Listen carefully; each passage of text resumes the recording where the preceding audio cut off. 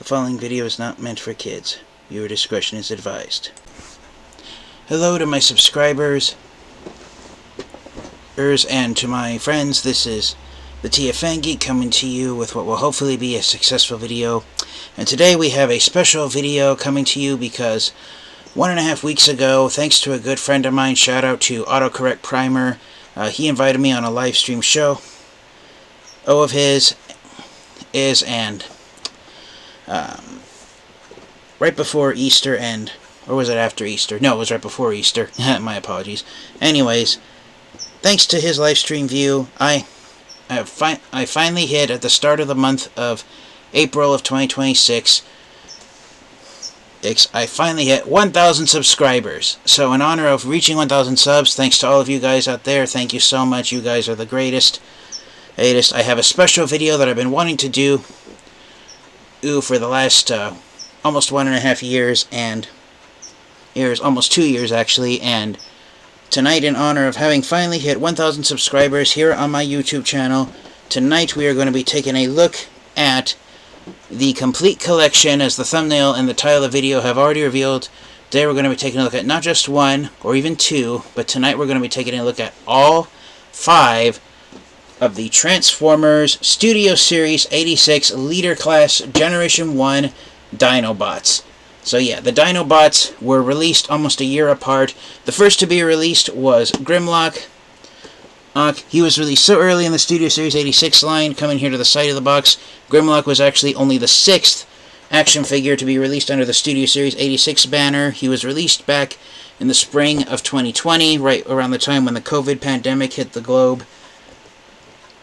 And because, as at the time, a lot of people weren't able to get a hold of Grimlock due to COVID constrictions, he became a very hard to find and sought after Transformers action figure, and more recently Hasbro has re-released Grimlock. It's not a direct re-release of the original figure from 2020. He does come in a brand new styled box, so the main difference between the original version of Grimlock that was released in 2020 and the reissue, which came out, I believe it was last year in 2025. The main difference is the boxes that they come packaged in. There haven't been any major changes to Grimlock, between both releases of Grimlock, unfortunately. He comes with the exact same accessory pieces, so he comes with a non-transforming figurine of Wheelie instead of his sword. So if you want Grimlock's sword, the best route to go is to buy an upgrade kit from a third-party company. And speaking of upgrade kits, it's not just the Dinobots. I did manage to find, while they were still available on Amazon on about 2 years ago, some upgrade kits. So if you look at the thumbnail of the video, you might notice some boxes there.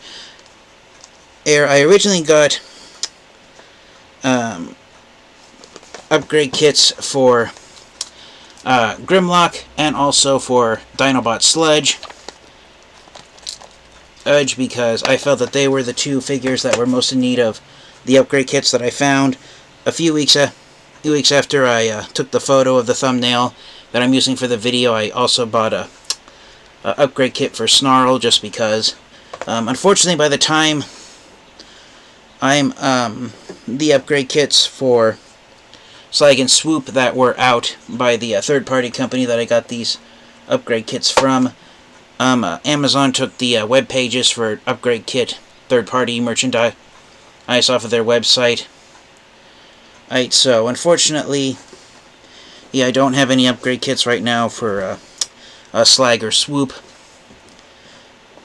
But if I could get a hold of them someday, I would. But regardless, let's focus on the Dinobots boxes. So they're all leader class sized, and many Transformers fans and collectors have now, with the release of all 5 of the Dinobots now, they've all come to a most Transformers fans and collectors at least have come to a mutual agreement that leader class size is an appropriate size class for the Dinobots. So because they're based on their appearance from the Transformers, the Generation 1 movie, which was released in 1986, all of the box art and images of the Dinobots are based on scenes from the Generation 1 film. So there is a scene in the movie where Wheelie does ride on top of Grimlock's back, and so that's why Grimlock came with a non-transforming figurine of Wheelie. Ely, and it's considered one of the worst accessory pieces that any of the Dinobots could have come packaged with. And a year after Grimlock was given his leader class figure in the Studio Series 86 line, Hasbro released a fully transforming action figure of Wheelie capable of transforming into his Generation 1 alt mode. So the non-transforming Wheelie figurine that came here with Studio Series Grimlock, it's considered one of the worst Wheelie action figures out there. Since it doesn't transform, it's basically an Action Master style version of Wheelie, and even though it does come with his slingshot, it's permanently fixed inside his hand, I believe. It's not detachable. Also, so it's a pretty worthless action figurine of Wheelie. So here we got some box art of Grimlock in his T-Rex mode. The image on the side of the box is the same one used here on the front of the box. So you got Grimlock and Wheelie packaged here. This was the style of packaging for the Studio Series 86 Leader Class figures back in 2020. Coming here to the back, you got product photos of Grimlock, both in his robot mode and his T-Rex mode. And you've got the big screen inspired disclaimer up there on the top of the box. And right down here in small print is a one-sentence bio for Grimlock, repeated in 5 languages. In English it reads, Grimlock and the Dinobots storm the Quintesson courtroom. So yeah, right after Hot Rod, and I believe also Cup, I can't remember who else ended up on Quintessa, the home world of the Quintessons. Wheelie had been secretly hiding out on Quintessa, but he hadn't really been able to escape since he hadn't met any other Transformers there. But the Dinobots arrived shortly after and stormed the courtroom, stormed the Quintessons' fortress. They rescued Cup and Hot Rod, and thanks to the Dinobots showing up, the Quintessons were sent running away, due to how fearless and ferocious Grimlock and the Dinobots proved to be.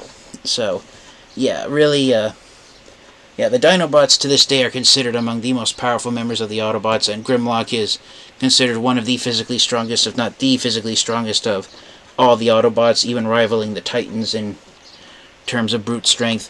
One change that they did with the final version of Grimlock compared to the prototype that's pictured on the back of his box is that Grimlock's chest plate was originally going to be done in crystal clear plastic, so you could see the sculpted Autobot logo on the interior side of his chest.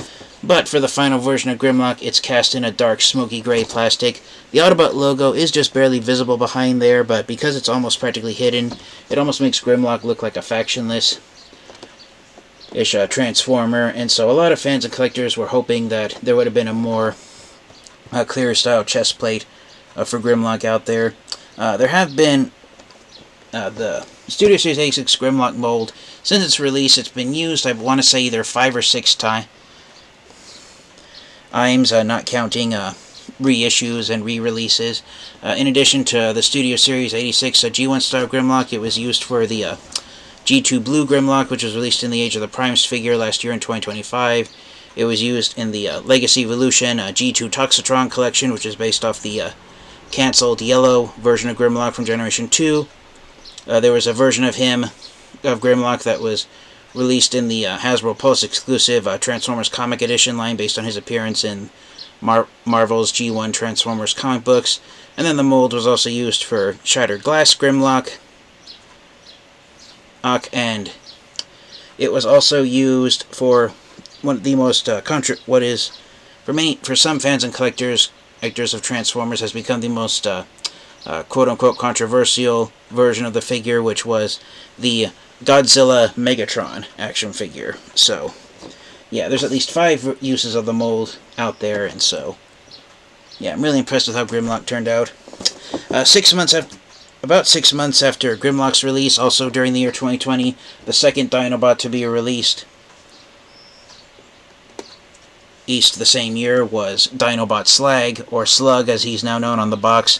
So, out of all the Transformers, not just the G1 Dinobots, but Transformers characters in general, the Triceratops Dinobot, Autobot Slag, he most likely will never get his original Transformers Generation 1 name printed on his boxes and in his instruction sheets, and he most likely will be definitely be one Transformers Generation 1 character that will have a permanent name change for the Transformers in the Transformers franchise from now on. on. Slag, he got his name based on the noun use of the word slag, which is,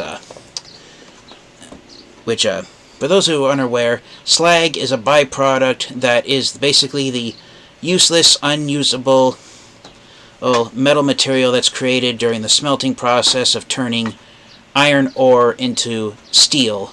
And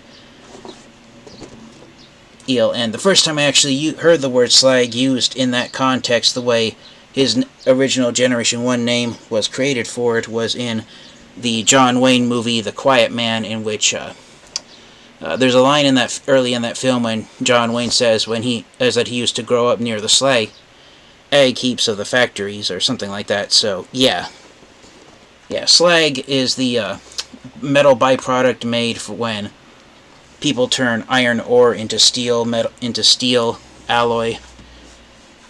And so that's what his name was based on.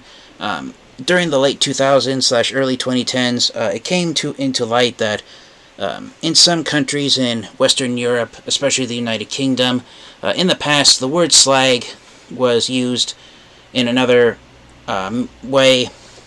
The word slag was used in the United Kingdom into the way the word slut is used here in the United States. So if you were to put a letter T here at the end of his new name, that's what his G1 name slag meant in the United Kingdom. Basically, it's a woman who flaunts her sexuality. And is considered borderline as close to being a prostitute without actually being a prostitute. And so, yeah, the fact that the word slag was revealed to be a British slut, or used in the same context as the word slut in the United Kingdom and some other Western European nations, that's the reason why slag will most likely never get his name changed back. But it wasn't meant by that. It was based on the process of turning iron ore into steel alloy. But yeah, unfortunately, poor slag will most likely be permanently known as Dinobot Slug for the rest of his existence. But some long time and ardent Transformers fans from the United Kingdom have posted on the internet and on social media that the word slag is actually an uncommon term in recent years, and it isn't used as often as the word slut is used here in the United States. So even some Transformers fans in the United Kingdom have said that there wouldn't be any harm and nobody would probably be insulted if Hasbro swapped out the letter U in the Triceratops Dinobots name and put back the letter A that he had back in 1984, and if slag had his original Generation 1 name, since even Transformers fans in the United Kingdom are aware that it's based on the smelting process of turning iron ore into steel. So, but that's the most controversial version of the Triceratops Dinobot overall as an individual Transformers character. As far as his action figure itself, unfortunately for poor Slag, which I'm going to be calling him by throughout the rest of the video, many Transformers fans and collectors I've seen watching reviews here on YouTube, they say that he's the worst of the 5 Studio Series 86 Dinobots. It's Grimlock, Snarl, and Swoop are definitely better action figures compared to Slag. Sludge is a very close second, and some Transformers fans and collectors I've seen in some reviews have said that Slag and Sludge are arguably the worst of them all. Depending on how you like their transformations or if you bought upgrade kits for them, I've seen a handful of Transformers fans and collectors argue that Sludge could potentially be the worst of the 5 Studio Series 86 Leader Class Dinobots, with Slag being a close second, but the majority consensus I've seen from fans and collectors has been that Grimlock, Snarl, and Swoop are better action figures than Slag and Sludge have been.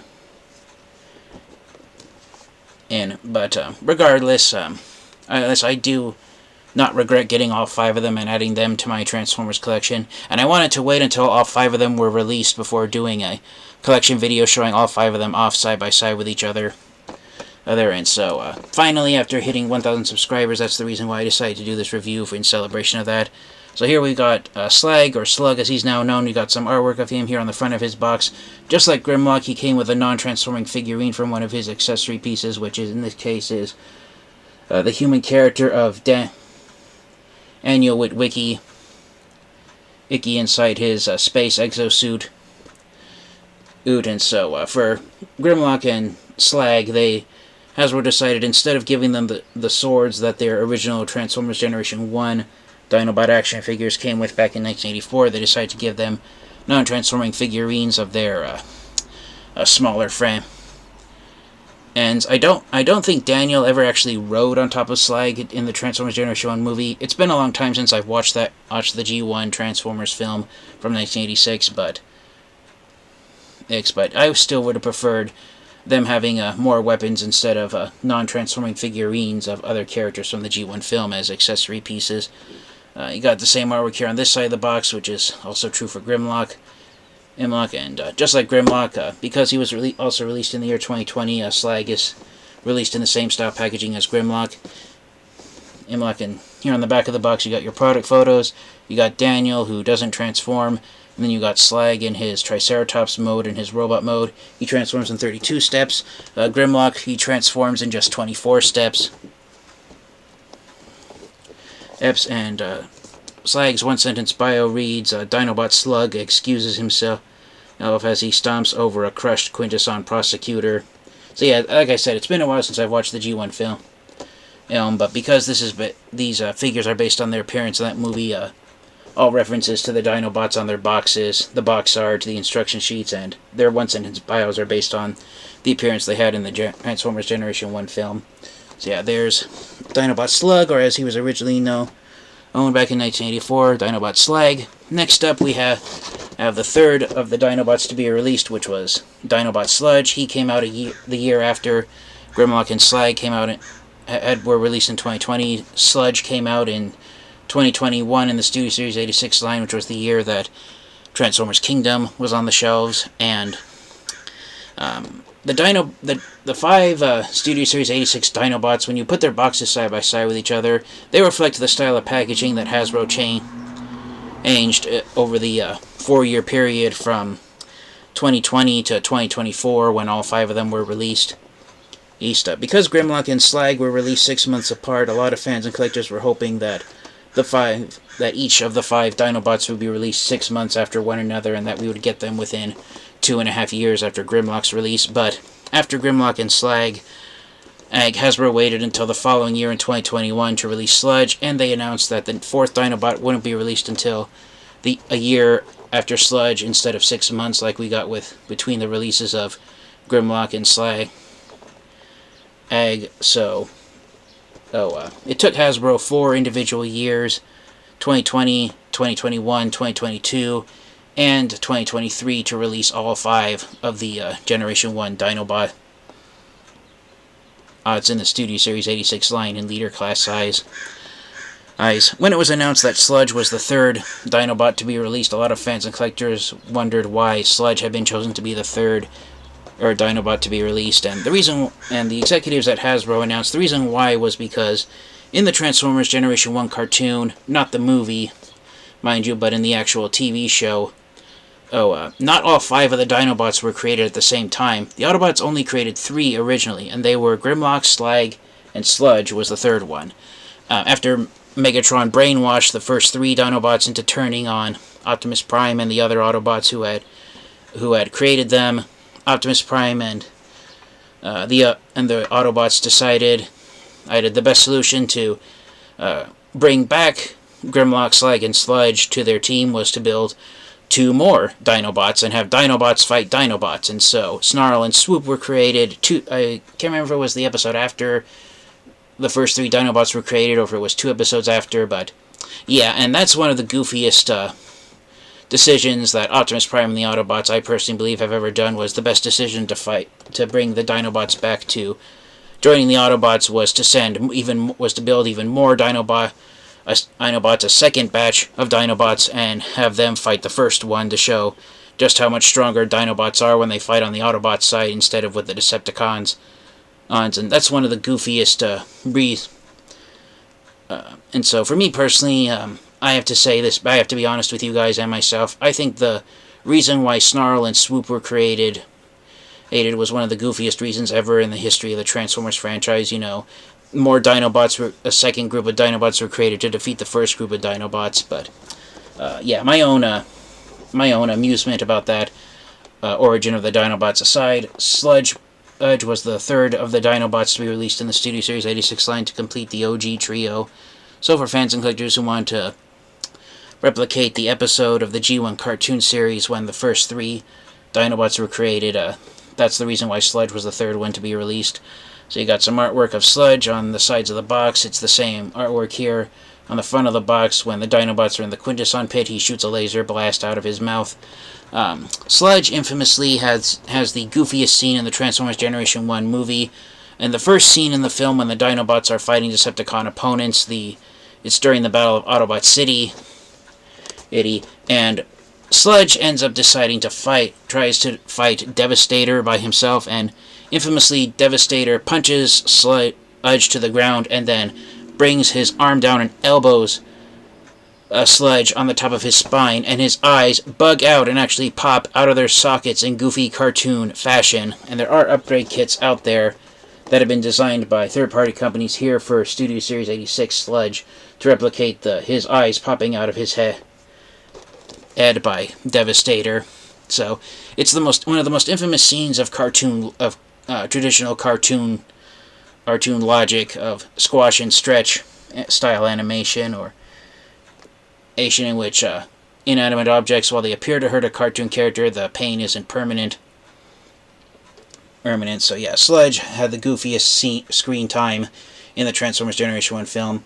And on that note, if you know the history of all 5 of the Generation 1 OG Dinobots, Sludge has always gotten the short straw when it comes to all 5 of the Dinobots.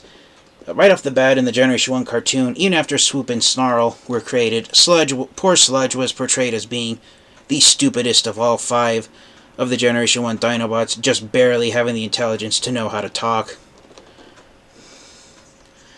And in more recent years, Sludge has continued to get the short straw when compared to the other 5 Dinobots.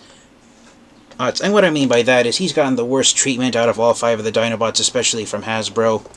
For instance, in the Transformers War for Cybertron and Fall of Cybertron video games that were released by High Moon Studios, when the Dinobots appeared in the Fall of Cybertron line, the only ones who actually did appear were Grimlock, Swoop, Snarl, and Slag. Sludge was already dead. His lifeless body was found out in the video game. When the surviving Dinobots stormed Shockwave's laboratory, they found blueprints showing that Shockwave would have upgraded Sludge with his Brontosaurus dinosaur alt mode. But he was already dead. And then in the next cartoon show that featured Sludge, which was Machinima's Prime Wars Trilogy cartoon, Sludge was the Dinobot who ended up getting killed in battle. Even after the Dinobots transformed into Volcanicus, that's been the new gimmick in more recent years, was the Dinobots being a combiner and having the transforming and combining into the Dinobot combiner of Volcanicus. But during a battle with Overlord, and Rodimus Unicronus, the Unicron brainwashed version of Rodimus Prime, and a fight with Predaking as well, Sludge ended up being the only Dinobot who died while the others survived. So Sludge has died the most often out of all 5 of the Dinobots, and in the Transformers Age of Extinction movie, which introduced the Dinobots to the live-action Transformers films, Sludge did get a new action figure, although just like Slag, at the time in 2014 during Age of Extinction, he had to give a new registered trademark name by Hasbro. He was known as Dinobot Slog, and the Dinobots were repainted in their Generation 1 colors, and they were released exclusively at San Diego Comic-Con in a boxed set to promote the Age of the Primes Transformers movie, and to emphasize that the Dinobots were going to be the new Autobot characters who were going to be the star standouts of Transformers Age of Extinction. Sludge, unfortunately, never appeared in the E1 film, but in the San Diego Comic-Con box set, to reduce the price, one of the Dinobots, it was announced, wouldn't be released in the San Diego Comic-Con exclusive Age of Extinction Dinobots set. It would be the fifth member of the Dinobots would be released separately, individually, a few months after as an Amazon exclusive. And the Dinobot who got the boot from the box set and had to be bought separately to have the to complete the quintet of 5 Dinobots, you guessed it, it was Sludge, aka Slog. So yeah, Sludge has gotten the short straw. He's gotten the worst treatment from Hasbro, and he's died the most often. And some Transformers fans and collectors have joked that of all 5 of the Generation 1 Dinobots, Sludge has had the worst luck out of all 5 of them. So yeah, unfortunately, Sludge has definitely had the worst experience of all 5 compared to his Dinobot teammates. And for me personally, out of all 5 of the Dinobots, poor Sludge here is the one that I personally felt was in need of an upgrade kit, and he was the first Dinobot that I got an upgrade kit for. After him, I got the upgrade kits for Grimlock and then later Snarl. But yeah, despite his bad experience with Hasbro, Sludge has managed to survive, and due to the fact that he was the 3rd Dinobot created, one of the trio of original Dinobots to be created for the Transformers franchise in 1984, he's still a well-beloved character amongst Transformers fans and collectors. And one thing that has helped Sludge is that, to my knowledge, there haven't been any other Transformers characters that have had any type of Brontosaurus, that have had a Brontosaurus for a dinosaur alt mode. So that does make Sludge somewhat unique in that regard, that no other Transformers action figures have tried to have had a Brontosaurus alt mode like he has. So yeah, here's some product photos of Sludge on the back of his box. You got the Brontosaurus, aka Apatosaurus, dinosaur alt mode. You got his robot mode. He transforms back and forth between 31 steps. And his one sentence bio reads, Dinobot Sludge breaks down the courtroom door and crashes the Quintess on trial. So yeah, again, recreating the scene when the Dinobots storm into the Quintesson's courtroom and rescue Hot Rod and Cup. And bringing back Grimlock's box, as you can see here, this is the style of packaging from 2020 to 2021, comparing Sludge to Grimlock and also Slag. At the time in 2021, Hasbro announced that they were going to eliminate plastic windows on the packaging of Transformers action figures because supposedly it, quote-unquote, was safer for the environment by reducing the amount of plastic used on Transformers boxes. In more recent years, many Transformers fans and collectors have come to speculate that that was just a false statement on Hasbro trying to make a good face with the general public, and that it was actually just cost-cutting material. It's cheaper to have a solid box with no plastic window on it versus a box that has a plastic window on it. But for a while in 2021 and 2022, at least the leader class sized boxes of Transformers action figures were solid boxes. For smaller sized Transformers released at the time, I am in the Transformers not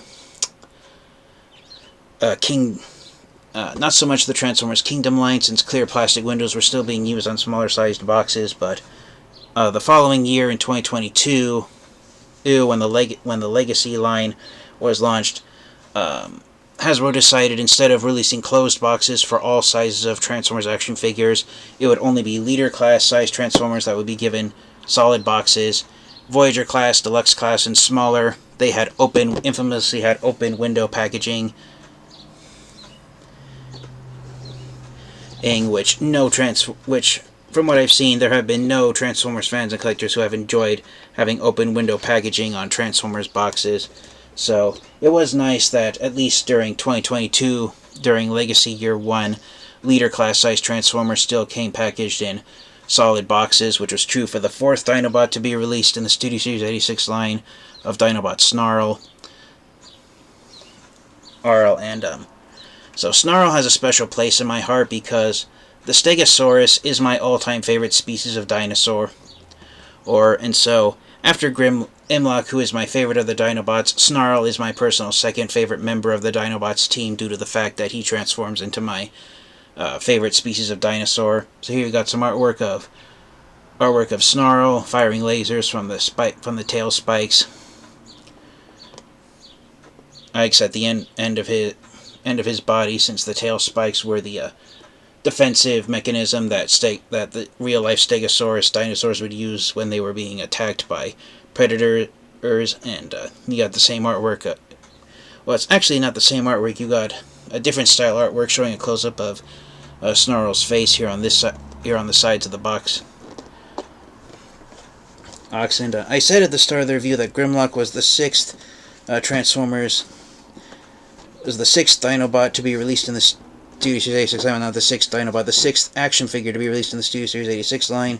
Sludge was number 7. Sorry, I keep getting the names mixed up.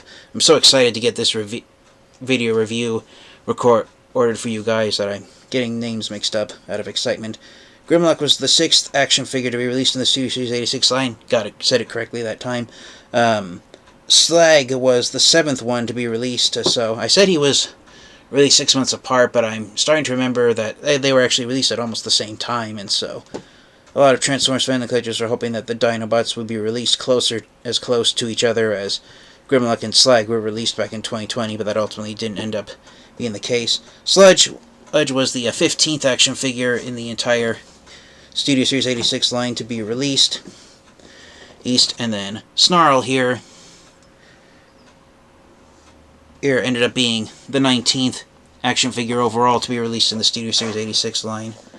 I believe Sludge was released towards the end of 2021, and Snarl was released during the spring of 2022, which is why the numbers on them are similar to each other. Sludge being number 15 and Snarl being number 19 of the Studio Series 86 line. Down here to the back of the box, you've got your product photos of Snarl in his Stegosaurus alt mode and, of course, his robot mode. And unlike Sludge, who just came with his laser cannon, Snarl instead comes packaged with his sword. He was the first of the Dinobots to be packaged with his sword instead of his laser gun. And on that note, unlike Grimlock and Slag, who each came with their laser guns and the non-transforming figurines of Wheelie and Daniel,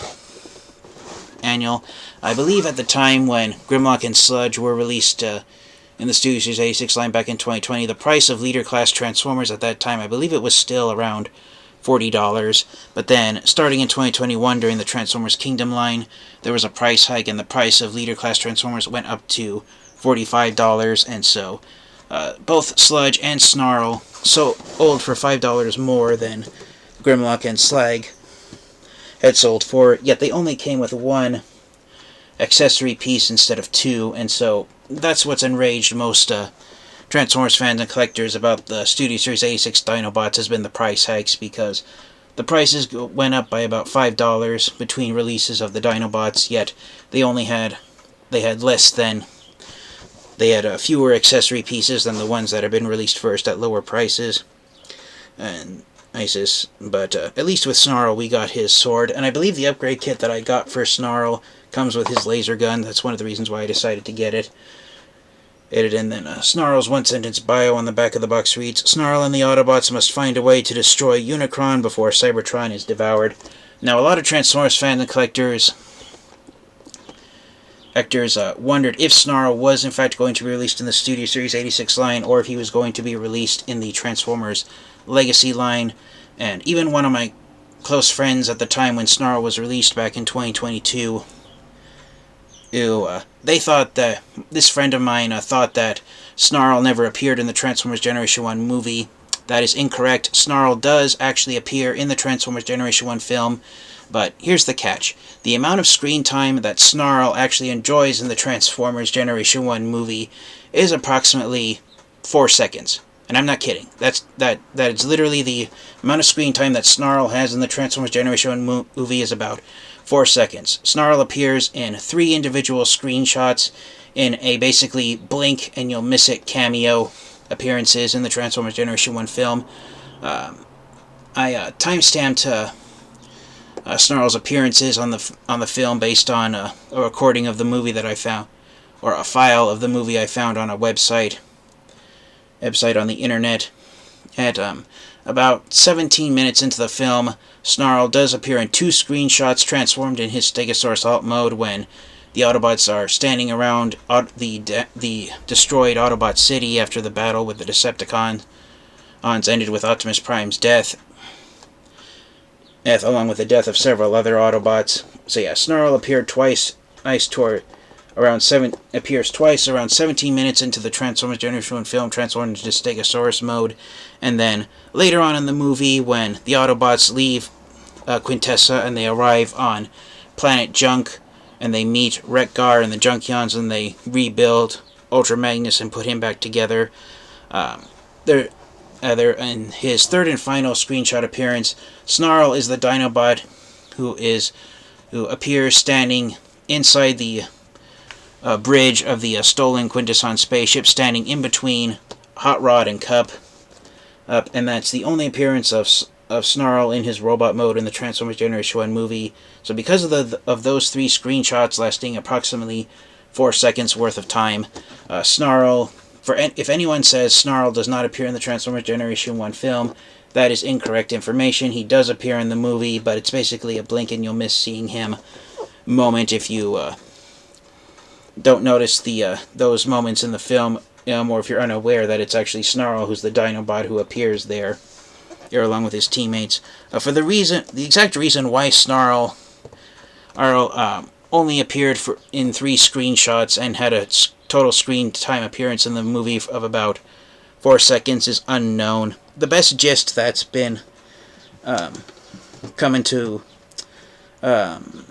clarity from people who actually produced and worked on the movie back in 1986, the main reason why Snarl only appears in 3 screenshots in the movie and he doesn't appear throughout a majority of the film alongside his Dinobot teammates is because the producers of the film simply forgot that Snarl was supposed to be one of the Dinobots that was there.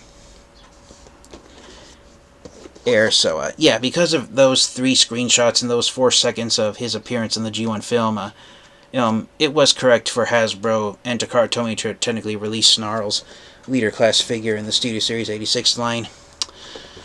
And of course, last but definitely by no means least, we have the 5th and final member of the Dinobots who was released in the Studio Series 86 line, and it is none other than Leader Class Swoop. Now, as I said, during 2021 and 2022, during the Transformers War for Cybertron Trilogy Kingdom lines and Legacy Year 1 lines, which were the lines that were on the shelves at the time when Sludge and Snarl were released in the Studio Series 86 line. Those are the sublines of Transformers Generations.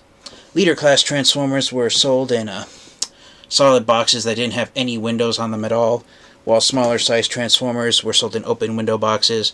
But the following year, in 2023, during the second year of the Legacy Trilogy, which was known as Transformers Legacy Evolution, Hasbro decided it would be cheaper to also release Leader Class Transformers with open window boxes as well. So infamously, poor Swoop here is the only member of the 5 Dinobots to appear in an open windowed packaging. The open window boxes for the Studio Series 86 line, they're the same size as the Leader Class boxes for the non-windowed Studio Series Leader Class Transformers, but bringing in the first Dinobot, Grimlock, back again, I have the boxes standing side by side with each other, and as you can see, the clear plastic windowed OG Studio Series 86 boxes, they were slightly taller than the Leader Class size boxes that came out when clear plastic windows were temporarily removed by Hasbro. And so, yeah, the Leader Class boxes got slightly smaller, but the price went up once again. The retail price tag for Swoop here, as I said, Leader Class Transformers when Grimlock and Slag were released were still $40. Then, around the time between Sludge and Snarl's release, the price went up to $45. And then, to the disgruntlement and irritation of Transformers fans and collectors, when Swoop was released in the Legacy Evolution line in 2023, the price for Leader Class Transformers went up again, and I believe Swoop retailed for was the only Studio Series 86 Dinobot who originally retailed for $49.99 or $50 US currency here in the United States. I got lucky. Right when Swoop first came out. This copy of Swoop that I purchased from Amazon. His box, as you can see by these rippings right here, something hit the box and punched it inside, and so the box ended up getting damaged severely. The early Swoop himself, his action figure, was undamaged, and so Amazon decided to sell it at a discount price, and so I got Swoop for just $37 when I got him off of Amazon back in 2023. So yeah, I was really thrilled that I was able to get him for a discount price.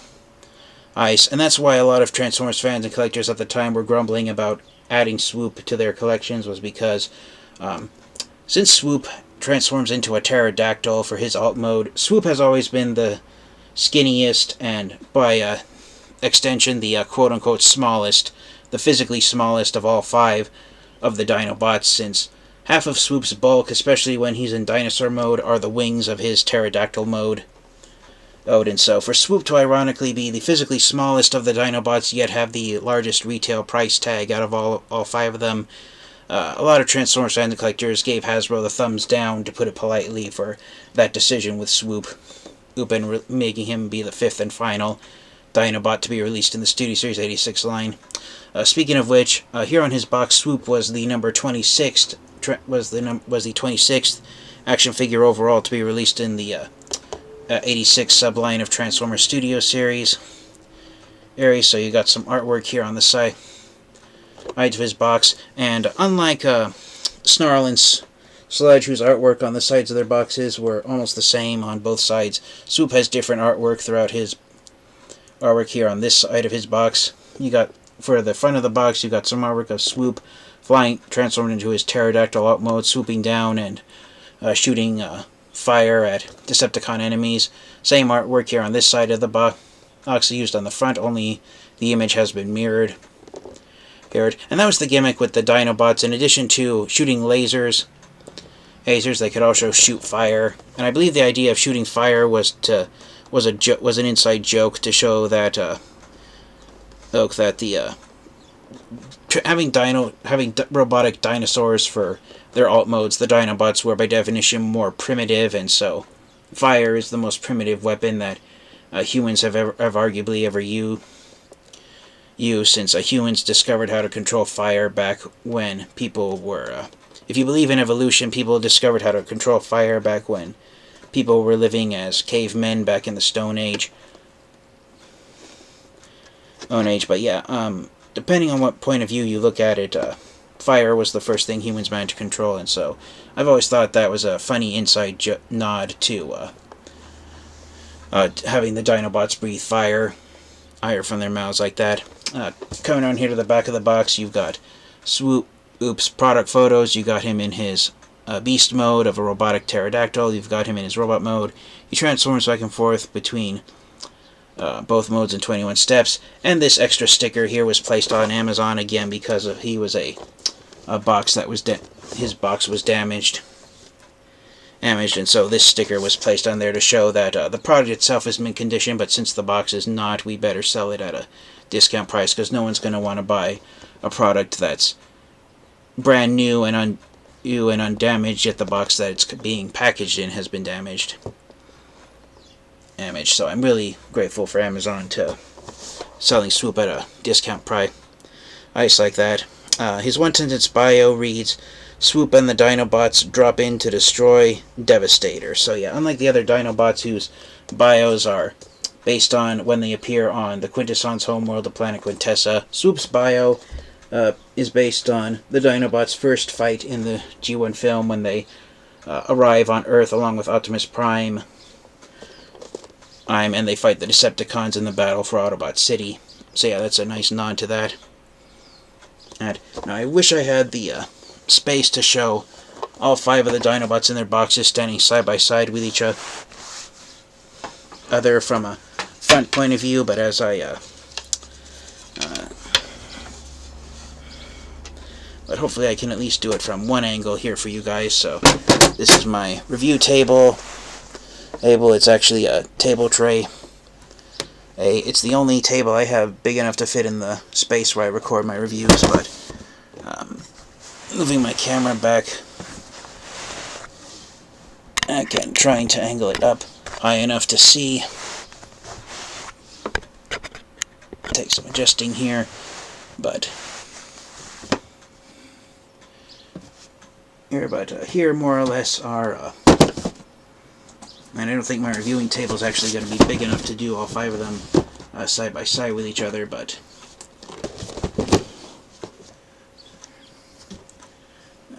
yeah, it's definitely not big enough. But if I can bring it back at an angle like this, here are all 5 of the Studio Series 86 Dinobots inside their boxes. So here they are on one side with each other, and flipping them around really fast.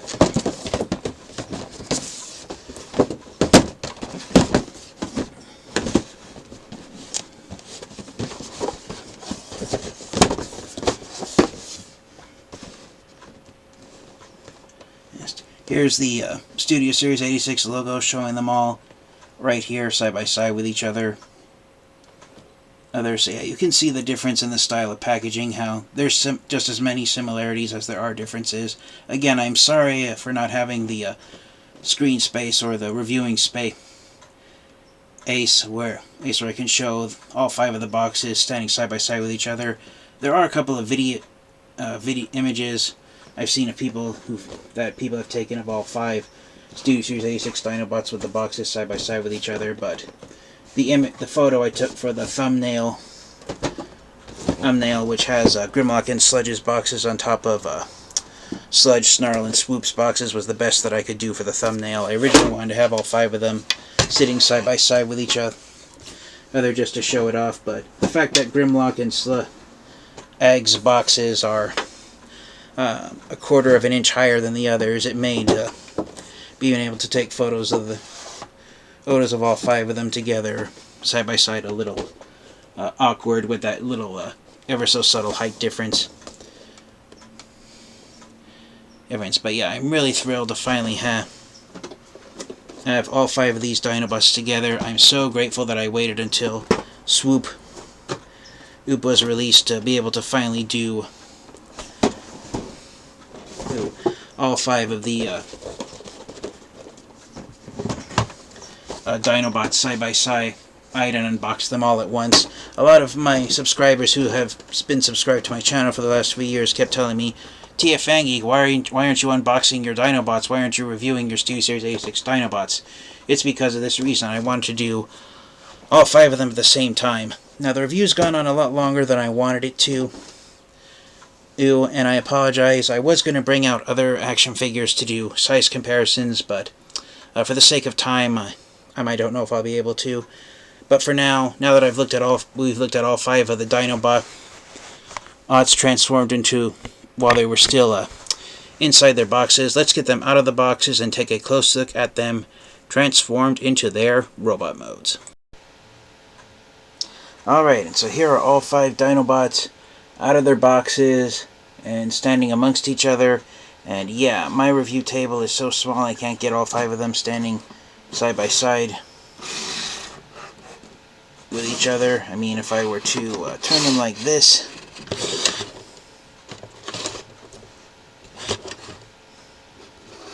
then yeah, they're kind of sort of all gathered around in a circle with Grimlock being in the center. But yeah, since they're all leader class size, they're all pretty enormous. So setting the other Dinobots off to the side for a moment.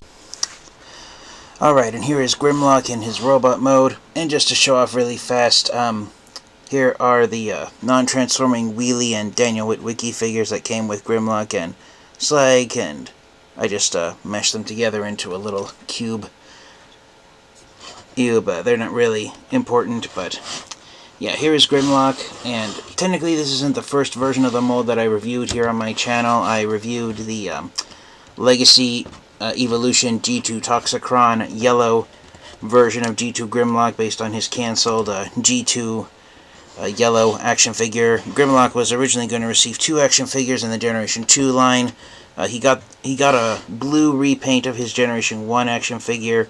In Generation 2, he was also going to get a yellow repaint, which was ultimately cancelled, and so Hasbro decided to finally quote-unquote release the canceled G2 yellow version of Grimlock by repainting his Studio Series 86 figure into the canceled G2 yellow figure.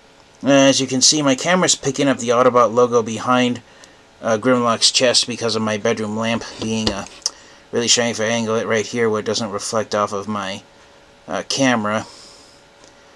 And where you can see the Autobot logo right there. Yeah, I can see why that's a minor gripe that a lot of fans and collectors have, is that it makes it really hard to see the Autobot logo behind Grimlock's chest. I may swap it out with another colored chest piece, but yeah, it kind of would have been, since the smoky gray plastic that Hasbro and Tomy put on Grimlock's chest almost makes the Autobot insignia sculpted on his chest invisible. It probably would have been better off if they had just tampographed an Autobot logo on the chest instead of sculpting one behind. So the Dinobots all pretty much have almost the same amount of articulation. I'll show it off here with Grimlock like I did on his G2 Legacy Evolution Toxitron figure. So head's on a ball joint so it can swivel clockwise and counterclockwise, left and right, 360 degrees. Head can bob up and down since it's on a ball joint. And I really love the shade of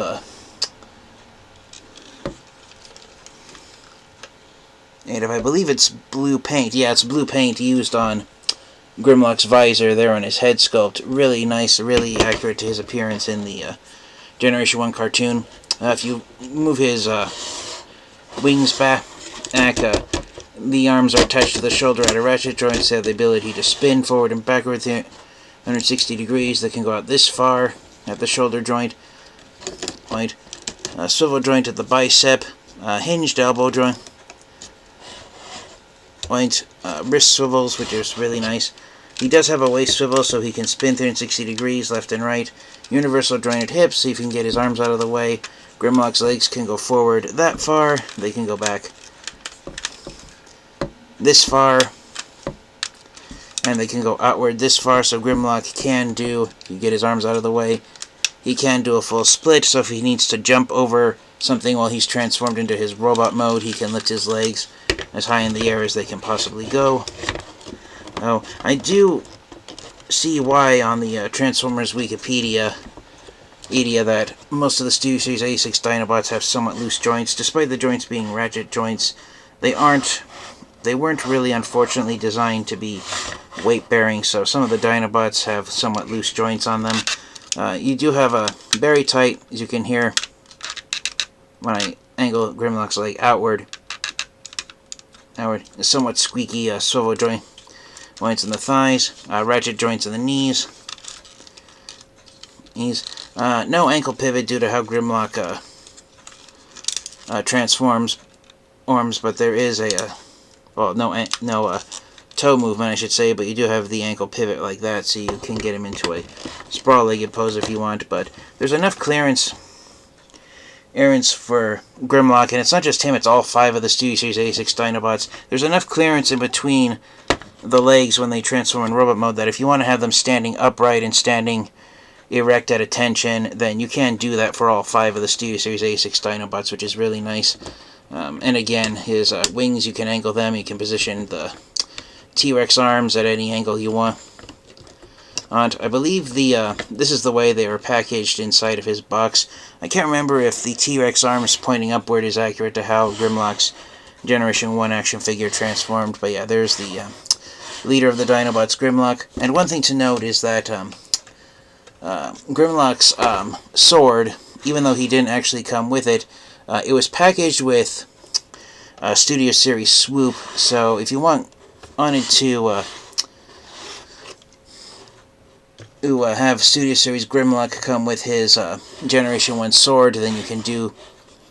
Then if you buy Studio Series Swoop, then technically one of the swords that Swoop comes with is Grimlock's sword for the Studio Series line.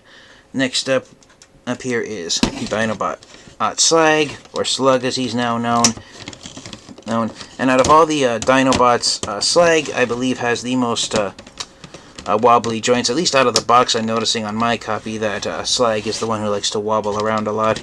I lowered his arm to get that group shot of all 5 of them in robot mode. But yeah, here is Slag in his robot mode. Pretty decent amount of articulation.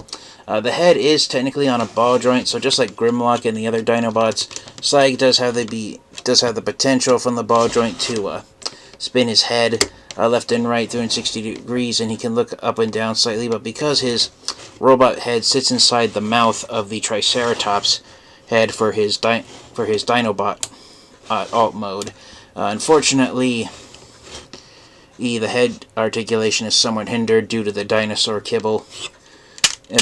So yeah, arms move forward and backward at the shoulder at a very clicky ratchet joint that can go out this far. And I love how they have these sculpted detailings to make it look like the arm isn't actually attached to the top of the shoulder.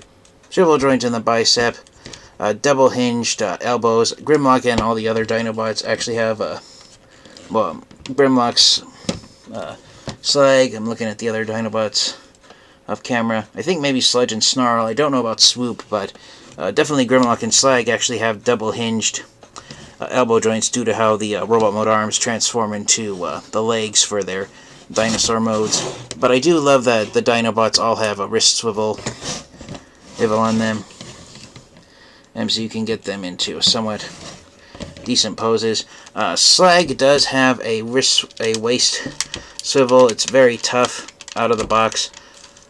So he has the potential to spin 360 degrees left and right, but you do have to lift the dinosaur tail, which forms the base of his backpack, out of the way to get the waist joint activated. Legs can go out this far, or they can go forward this far on a very thick ratchet joint. They can go back this far, but you do have to angle the leg outward slightly so you avoid hitting the tail. But it doesn't really hinder the tail being here on forming the bottom of Slag's backpack. It doesn't really hinder his articulation too much, which is pretty incredible for the designers to do that. Swivel joint in the hip, double hinge joints in the knees. This bottom joint right here is the one that's wanting to click the lower leg back, but that's actually the transformation joint. The actual knee joint is the one right here in between the upper and lower legs, which are done in different colored plastics. So it is a tad unfortunate that the transformation joint is the one that wants to hinge for the knee joint. Right. And again, similar to Grimlock, you do have an ankle pivot for a Slag, so if you want to get into a sprawl-legged pose, and I just pinched my finger trying to close those joints together, probably get a blister on there, but anyways. Like I said, you can get the Dinobots into sprawl-legged poses if you want, but there is enough clearance between the legs when they're transformed in robot mode that you technically can have them standing upright. And lately, that's one thing that a lot of the designers at Hasbro and Takatomi have either avoided or tried to achieve with ankle pivots, because most people, when they stand upright, their legs are kind of spread out apart at the ankle joint. So most of the Transformers action figures we've been getting over the past several years have tried to get in. The designers at Hasbro and Takatomi have basically tried to get the action figures into a natural standing pose when transformed into robot mode. So the Dinobots being able to stand perfectly upright like this, as if they were soldiers standing at a 10 inch, and it is nice to see that, since we don't see it that often. Also, my display table is sitting at a slight angle. It's not completely flat on the ground, so that's why I'm having to angle the Dinobots' legs forward by one knee joint to get them to stand up. But one thing I did read on the Transformers Wikipedia when I was transforming is that the ratchet joints on Sludge, they are, as you can see, with very little effort, they aren't able to really support his own body weight. So even though I've been saying you can display the Dinobot standing upright, with Sludge you may have to angle his legs forward by one joint due to the fact that they feel like they don't really want to support the weight of him. And even standing like this, Sludge still feels like he wants to, even with as wide as his Robo Mode feet are, he does feel like he wants to fall back down with very little effort. So it is a tad disappointing that, again, as I said earlier in the review, Sludge has gotten the short end in having loose joints. So yeah, he is the most badly treated Dinobot. Hasbro, for whatever reason, treats Sludge worst out of all of the Dinobots. So all four of his Dinobot teammates have it much better off than poor Sludge does. But anyways, yeah, articulation is the same, similar to Grimlock. Head's on a ball joint. So, and the neck joint itself that sits inside the torso is a separate piece. So you can have Sludge looking upwards slightly, and I love how they sculpted the neck joint so that it extends out to a certain point, only to where it doesn't look like his head is actually separating from the neck. So look up. It can look up more than it can look down, and it is on a ball joint. So Sludge can look left and right and spin in his head clockwise 360 degree ease and counterclockwise as well. One thing I figured out on my own is that the way the feet transform on Sludge is that if you get Sludge's dinosaur head, sitting flush with his the feet for his front dinosaur legs like that, it gives him a slightly more stable backpack versus if you just have the feet and dino head just dangling off of his back like loose kibble. So that's just one thing I was able to figure out. Arms can move outward from the torso. Ratchet joints at the shoulder, so the arms can spin 360 degrees forwards and backwards on a ratchet joint. You do have a swivel joint in the bicep, but again, it's somewhat tight on Sludge out of the box. You do kind of sort of have a double hinged elbow with Sludge, but one of the hinges is moving a lot more loosely than the other. And again, wrist swivels. Waist joints, so he can spin 360 degrees clockwise and counterclockwise at the waist. Legs can go forward this far, so Sludge can have a decent kick. They can only go back this far before you hit the kibble on his backpack. So you do, unfortunately, if you want to get Sludge's robot mode leg to go back as far as it'll go, as you can see right there, you do have to move the dinosaur leg and the dinosaur head for the Brontosaurus alt mode out of the way all the way in order to get the full articulation on the leg joints. Sludge, why are you wanting to bite your own ankle? Jokes aside. Legs can go out. If you get his arms out of the way, a Sludge can do a full split, but again, you do have to get his arms out of the way to achieve that. Swivel joint in the thigh. Hinge joint at the knee. Ankle pivot. Unfortunately, unlike Grimlock and Slag, it does look like Sludge has just broken his foot and tried to separate it from the base of his leg. So, yeah, as I said, Sludge has gotten the short straw over the years and gotten the worst treatment from Hasbro. And yeah, his Studio Series figure having the worst articulated joints is proof of that. So, why in the world Sludge is the member of the Dinobots that has gotten the worst treatment by Hasbro and has been the one that has been mistreated the most, I honestly have no idea. Your guess is as good as mine. Next up we have my second favorite member of the Dinobots after Grimlock, Snarl. Again, and the reason why I like Snarl so much is because he transforms into my favorite species of dinosaur. I just love the Stegosaurus. It's always been my favorite dinosaur species. There is some assembly required with the Dinobots backpacks. In box, Sludge's Brontosaurus head, and here on the back of Snarl, the Stegosaurus spinal plates were separate parts that you did have to clip on.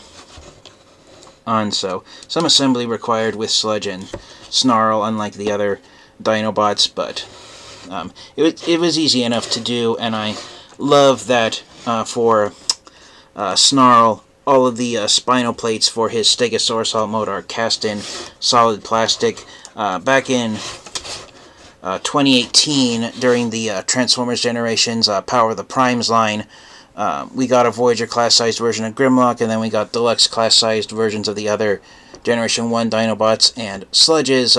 His Power of the Primes deluxe class action figure, the spinal plates were done in a softer rubbery plastic for safety reasons, but I do love that the designers at Hasbro and Takara Tomy made the spinal plates for his Stegosaurus mode done in solid plastic. And yeah, I really enjoy how Snarl turned out. So, ball jointed head, so spin left and right, 360, look up and down ever so slightly. Ratchet joints at the shoulders, so arms have the potential to spin 360 degrees forwards and backwards, but if you want to move the arms all the way back, you will have to move his backpack, which consists of some of the spinal plates and, of course, the Stegosaurus tail. Ale out of the way. Arms can go out this far at the shoulder, so shoulder, swivel joint at the base of the bicep, hinged elbow joints, and wrist swivels. Waist can spin 360 degrees left and right, and unlike the other Dinobots, Snarl's backpack doesn't go down below his waist, so he can spin 360 degrees east clockwise and counterclockwise without the backpack interfering with the waist joint. Legs can go forward that far, or they can go back this far, so a lot of kicking and running poses can be accomplished with Snarl. Swivel joint of the thigh, ratchet jointed knees, ankle pivot, and there are some little tabs right here designed for when you transform Snarl into alt mode, so his feet technically do lock into place. So if you want to activate the ankle joint, just be mindful of those tiny little rectangular pegs that are holding the base of Snarl's robot mode feet to the bottom of his legs, so you don't accidentally break those tabs off. So yeah, a lot of decent articulation with Snarl. I've seen multiple Transformers fans and collectors say that with each release of the Studio Series Dinobots, the articulated joints and the quality control, the QC for the actual joints themselves improved with each Dinobot release. So last but definitely by no means least, we have Swoop. Swoop visually is the most different looking of the 5 Dinobots, and that's because Swoop is the only Dinobot who in the Generation 1 cartoon, Sunbow Productions decided Swoop having a red torso like the other Dinobots and his Generation 1 action figure looked a little boring, so Sunbow Productions decided to make Swoop's robot mode torso blue instead of red. And so visually he is the most eye-catching and most different looking of the Dinobots. Slag, Sludge, and Snarl all have red torsos. Grimlock's torso is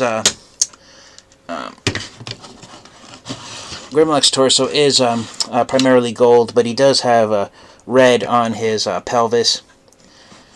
And then the other Dinobots, such as Snarl, having a lot of gold due to all the spinal plates and the tail spikes for his Stegosaurus mode being done in gold. It matches up with Grimlock, so visually out of all 5 of the Dinobots, Swoop is the one that's the most drastic and unique looking due to the fact that he's the only Dinobot to have blue parts for his robot mode. So yeah, Swoop, as I said, he is the skinniest and the thinnest of all 5 of the Dinobots due to his alt mode being pterodactyl, which is actyl, and the pterosaurs were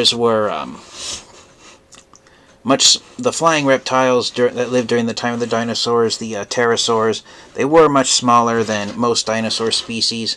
Even the largest pterosaur that ever lived, which was the largest animal that ever flew, Quetzalcoatl, even though it rivaled the T-Rex in size, Quetzalcoatl had almost the same body proportions as a modern-day giraffe. But even then, its head somewhat skinny and slender body proportions. So the designers at Hasbro and Takara Tomy, when designing Swoop's Studio Series 86 figure, they did manage to emphasize how small and skinny Swoop is supposed to be, especially compared to standing next to his teammates. So yeah, Swoop is the physically smallest of all 5 of the Dinobots. For articulation, head's on a ball joint again, so he can look up and down and spin and around a lot. You do have to move Swoop's wings out of the way in order to get full range for his the articulation joints in his arms. So yeah, as I said at the start of the review, the Dinobots have almost all the same articulated joints throughout. The hips are all on ratchet joints. Some of the joints on Swoop are really tough, especially out of the box. So just be mindful with how you handle Swoop. But yeah, overall, I'm really thrilled with how he turned out. During the Power of the... Just like his deluxe class figure from the Power of the Primes line, Swoop was originally given the blue torso that he had in the Generation 1 cartoon. But then the first ever action figure released in the Generation Selects line, by Hasbro, back in 2018, was known as Red Swoop, and it was basically Swoop with his the red torso that his original Transformers Generation 1 action figure came with. Whether or not we're going to get a repaint of Studio Series Swoop done as Red Swoop, where he has the G1 action figure red torso that makes him look a lot more like the other Dinobots, is uncertain at this point, but I do enjoy the cartoon look of Swoop with his blue torso. Or so and so. Again, my review table is not that big, so unfortunately I can't squeeze all 5 of the Dinobots in the same group shot, but here's my best look at them all. Also, yeah, here are the Dinobots all standing amongst each other one more time, and I apologize that they aren't on full screen, but yeah, they're all pretty unique looking. And one last thing I forgot to show off with Snarl, one thing I love that they did is that in the Transformers Generation 1 on a cartoon, most oftentimes when Snarl would transform into his Stegosaurus alt mode, Sunbow Productions incorrectly decided to only give Snarl 2 of the tail spikes for his tail when he would transform into Stegosaurus alt mode, and that's the only gripe I had the first time I watched the Transformers Generation 1 cartoon back in 2007 after the first live-action movie came out, was seeing Snarl only having 2 tail spikes at the end of his Stegosaurus tail, when in real life the Stegosaurus had 4 spikes. So the designers at Hasbro and Takara Tomy, they did what I consider to be a decent compromise for Snarl's Stegosaurus alt mode, to try and match up Snarl's animation model of having only 2 tail spikes, while acknowledging the fact that in real life, before they went extinct, the Stegosaurus had 4 tail spikes on its tail. So the designers at Hasbro and Takara Tomy, they decided to make the other set of tail spikes on Snarl's tail much tinier and smaller than the other tail spike. So I think that's a decent compromise. People who prefer creatures to be anatomically correct might argue that all 4 of the tail spikes should be the same size and length, or more avid Transformers fans who prefer the animation models from the Generation 1 cartoon would argue that having 2 tail spikes is technically accurate to Snarl's animation model. So yeah, I personally think, as both a lifetime fan of the Stegosaurus as a species of dinosaur and a fan of the Transformers, I think this was a decent compromise on the designer's part, having the other pair of Stegosaurus tail spikes for Snarl be much smaller, to both make him anatomically correct and try to match up his animation model as best as they could. So, with that said, Ed, of all 5 of the Dinobots, my 2 favorites are Grimlock and Snarl. Grimlock's my all-time most favorite member of the Dinobots. Grimlock has been in my top 5. I have all-time favorite Autobots, and Snarl's a very close second favorite due to his the fact that he transforms into my favorite dinosaur species. As far as the other 3 Dinobots go, after Grimlock and Snarl, I will be honest with you guys, my third favorite Dinobot is Swoop, just because he transforms into a robotic pterodactyl, and he's the only member of the Dinobots who can fly. So yeah, Swoop is my third favorite of the 5 Dinobots. And as far as my fourth favorite and my fifth favorite, which technically is my least favorite of the 5 Generation 1 Dinobots, you know, honestly, I enjoy Sludge and Slag compared to each other equally, so they're both tied at being my least favorite of the Dinobots, / fourth favorite. If I had to absolutely choose one who is my fourth favorite and my least favorite, I would have to say that Sludge is my fourth favorite / second least favorite member of the Dinobots, and even though Slag personally is my least favorite of all 5 of the Generation 1 Dinobots, I still enjoy him. And the Triceratops is one of my all-time favorite dinosaur species that's an herbivore. Even though Slag's, for me personally, Slag is my least favorite of the 5 Generation 1 Dinobots, I still enjoy him as much as I do his Dinobot teammates, so yeah, I really enjoy how they all turned out. And since I've been mentioning their dinosaur or alt modes so much, let's get these Dinobots transformed into their dinosaur alt modes and wrap up the review. Now, I apologize, I was so eager to get the Dinobots transformed into their robot modes, I forgot the special part of this special 1,000 subscriber review. As fantastic looking as the Dinobots turned out when they were originally designed by Hasbro and Takara Tomy, I felt that there were some improvements required for the Dinobots, so I got these upgrade kits off of Amazon shortly after I got to the other Dinobots. In the thumbnail of the video, well, if you look closely at the photo, you'll only see 2 of the boxes on there. That's because when I took the photo, I'd only purchased 2 of the upgrade kits, which were the ones for Grimlock and Sludge. I got the upgrade kit for Snarl just because I figured it would improve him, and it was going for what I felt was a decent price off of Amazon.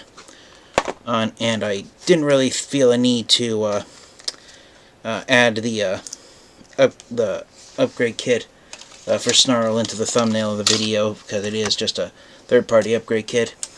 For those of you wondering what exactly are these upgrade kits, here's the official name of the company that made these upgrade kits for the Studio Series Dinobots, Luck and Lucky. They're centered in China, which is the place where most third-party products come from. Is out of China, so.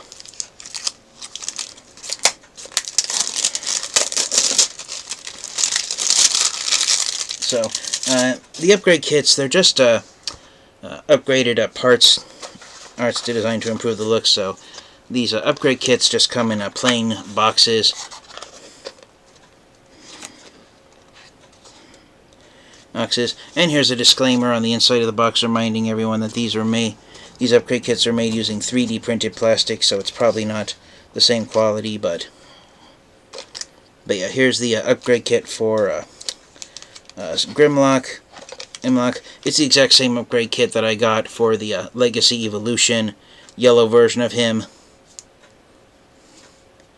and which primarily has gap fillers for his legs, his robot mode feet, which is what these are. And even if you have Studio Series Swoop,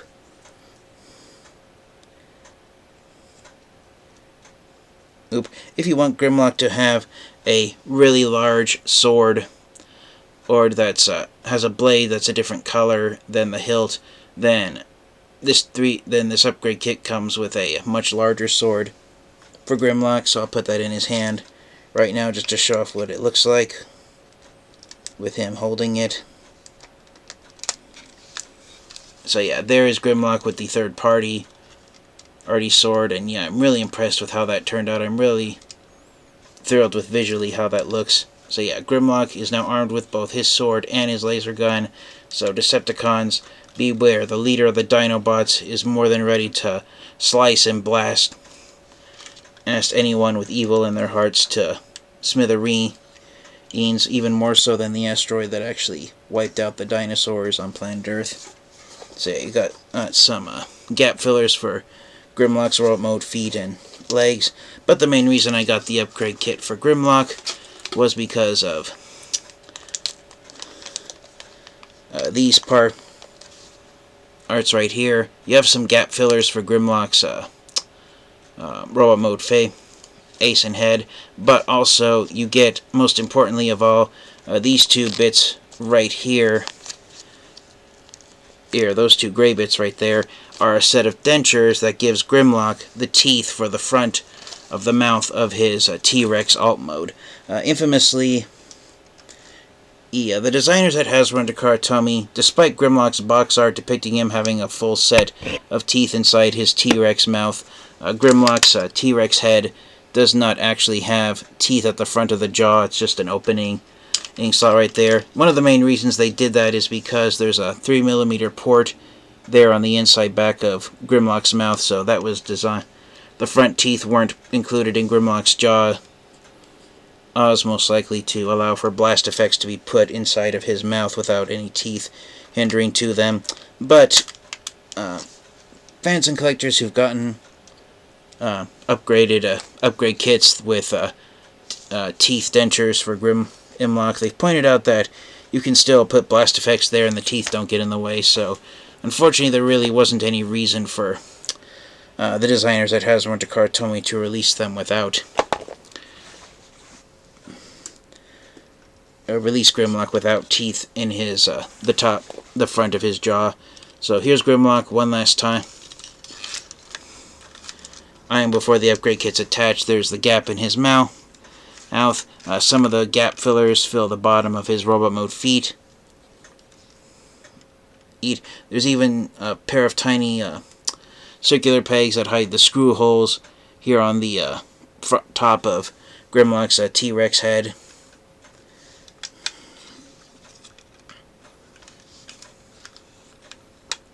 And then of course you got the sword here. So here is Grimlock one last time. Before the upgrade kit. Since most of the gap fillers you can't really see unless you're looking at the parts of Grimlock that they actually fill in. Visually there's not much of a difference, but yeah, there's Grimlock one last time before the upgrade kit. Alright, so here's Grimlock with the upgrade kit attached, and like I said, at first glance visually you can't really spot any differences apart from the new sword that he's holding. But if I open up the inside of the arms, here's the first gap filler that the upgrade kit does to Grimlock, so he no longer has those open spots on his lower arms where his hands fold in for transformation. And you do get a new set of screws on there that allows the new upgrade kit part to attach successfully to the lower arm. So you got those gap fillers and of course the sword. And then spraying the legs apart. Here's another set of the gap fillers, which are the top of Grimlock's legs. So the tops of his pelvis of his hips are no longer hollowed out. And then the four largest pieces of the upgrade kit for Grimlock are these gap fillers for the base of his feet. So now his legs look like they're made entirely out of solid plastic. And of course, most importantly, which I'll show off again when we get him transformed into dinosaur alt mode, but you get a set of dentures that gives Grimlock a full set of teeth inside his upper and lower jaw. So now he is so now he has a full set of teeth for when he's transformed into T-Rex mode. So that's really nice to see that as well. Oh, and of course, I almost forgot, the two tiniest parts to the upgrade kit are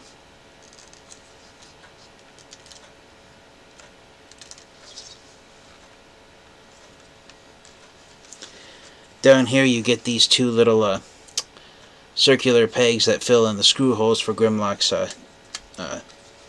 T-Rex head. And so if you don't want screw holes there on the side of the T-Rex head, those hide it in place. So yeah, pretty decent enough upgrade kit. It that was created for